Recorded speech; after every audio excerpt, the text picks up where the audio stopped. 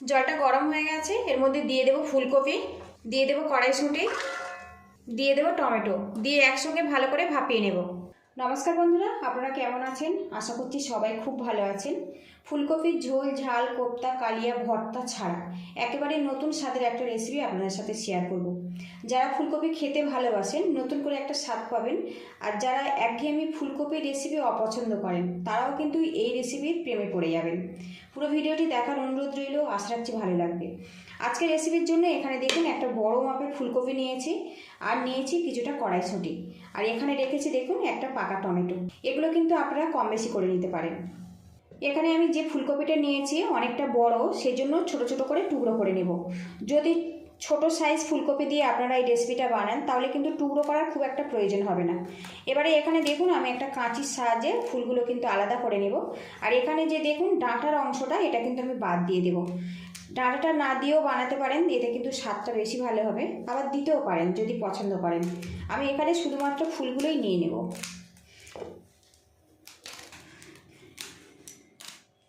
এই রেসিপিটা এতটাই সুস্বাদু বন্ধুরা, আপনারা যত ইচ্ছে ফুলকপি দিয়ে বানাতে পারেন। যারা খেতে ভালোবাসে না তারাও কিন্তু চেয়ে চেয়ে খাবে, আর অনেকটা পরিমাণেই খেয়ে ফেলবে। সবগুলো ফুল আমি এইভাবে কেটে নিয়ে তারপর আপনাদের সঙ্গে দেখা করছি। এখানে কড়ার মধ্যে কিছুটা জল দিয়েছি, আর জলটা কিন্তু বেশ ফুটে গেছে। এবার এর মধ্যে টুকরো করা ফুলকপিগুলো দিয়ে দেব, দিয়ে হালকা করে ভাপিয়ে নেব। কপিটা যদি হালকা করে ভাপিয়ে রান্না করা যায়, যাদের গ্যাসের সমস্যা সেটা থাকবে না, আর এই রান্নাটা কিন্তু খুব ঝটপট রেডি হয়ে যায়। 2 থেকে 3 মিনিট কপিটা আমি ভাপিয়ে নেব।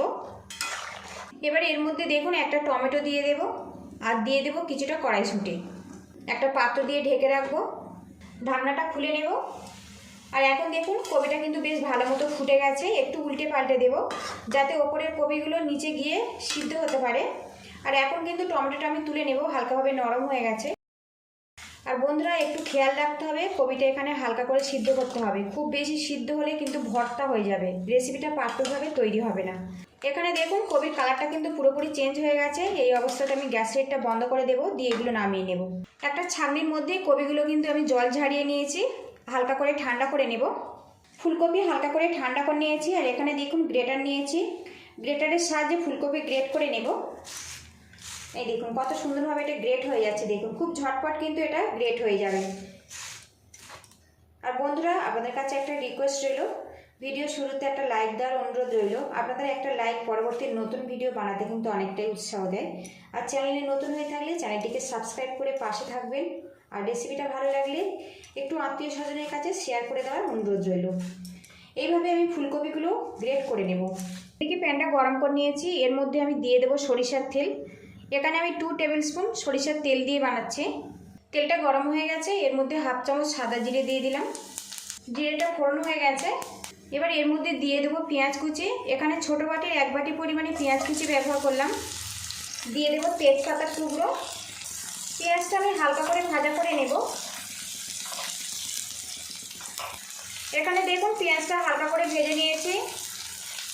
পেঁয়াজের গায়ে হালকা করে সোনালি রং ধরেছে, এইভাবে রেডি করে নিতে হবে। এবারে এর মধ্যে দিয়ে দেবো গ্রেট করা কপি। কপিটা ভাজা ভাজা করে নেব। এখন কিন্তু এর মধ্যে কোনো রকম লবণ দেব না, এইভাবে একটু নাড়াচাড়া করে নেব। এতে কপির যে একটা গন্ধ আছে না, ওটা চলে যাবে। গ্যাস লাইটটা এই সময় হাইতে রাখবো। আর একদম কিন্তু কপিটা আমি ঝরঝরে করে ভাজা ভাজা করে দেব। উল্টে পাল্টে কিছুক্ষণ নাড়াচাড়া করে নিয়েছি, কপির যে একটা গন্ধ আছে ওটা চলে গেছে। এবারে এর মধ্যে দিয়ে দেবো 1.5 চামচ পরিমাণে আদা রসুন পেস্ট। আদা রসুন পেস্ট দিয়েছি, আরও কিছুক্ষণ নাড়াচাড়া করে নেব। এতে আদা রসুনের যে একটা কাঁচা গন্ধ ওটা চলে যাবে। আদা রসুনের পেস্ট দিয়ে বেশ কিছুক্ষণ নাড়াচাড়া করে নিয়েছি। আদা রসুনের যে কাঁচা গন্ধ ওটা চলে গেছে। এবার এর মধ্যে দিয়ে দেবো সিদ্ধ করা টমেটো। টমেটোর গায়ের খোসাটা আমি কিন্তু ফেলে দিয়েছি, দিয়ে ছোট ছোট করে টুকরো করে নিয়েছি। এবার এর মধ্যে দিয়ে দেবো হাফ চামচ পরিমাণে হলুদের গুঁড়ো। দিয়ে দেবো হাফ চামচ পরিমাণে ঝাল লঙ্কার গুঁড়ো। ঝাল যতটা পছন্দ হবে সেই মতো দেবেন। দিয়ে দেবো হাফ চামচ পরিমাণে জিরের গুঁড়ো, হাফ চামচ ধনের গুঁড়ো। দিয়ে দেবো সামান্য পরিমাণে চিনি, স্বাদ মতো লবণ দিয়ে দেবো। এবার এখানে অল্প একটু ধনেপাতা দিয়ে দেব। এবারে এখানে কয়েকটা কাঁচা লঙ্কা ছোটো করে টুকরো করে নিয়েছি, দিয়ে দেব। এবার এর মধ্যে দিয়ে দেবো সিদ্ধ করা কড়াইশুঁটি। একসঙ্গে ভালো করে মিক্স করে নেব।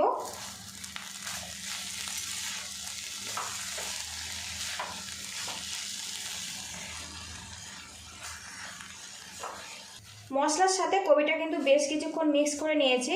এর মধ্যে লবণ দিয়েছি, হালকা হালকা করে জল ছেড়ে দিয়েছে। একটা পাত্র দিয়ে ঢেকে রাখবো, এতে কপিটা কিন্তু সিদ্ধ হয়ে যাবে। ঢাকনাটা খুলে নেব।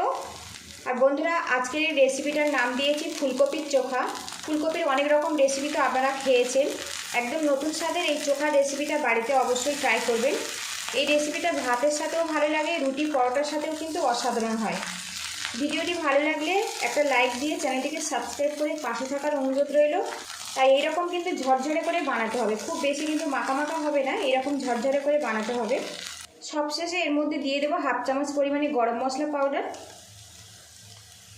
আর দিয়ে দেবো কিছুটা ধনেপাতা কুচি। আবারও ভালো করে মিক্স করে নিয়ে আমি গ্যাস স্টিকটা বন্ধ করে দেব। আর বন্ধুরা, পুরো ভিডিওটির সঙ্গে থাকার জন্য অসংখ্য ধন্যবাদ। আপনারা ভালো থাকবেন, সুস্থ থাকবেন, দেখা হবে নেক্সট ভিডিওতে। আর যদি বাড়িতে এইভাবে ট্রাই করেন কেমন হয়েছে অবশ্যই কিন্তু কমেন্ট বক্সে জানাবেন। আর বন্ধুরা, আজকের এই ফুলকপির চোখা আমি গরম ভাতে পরিবেশন করব।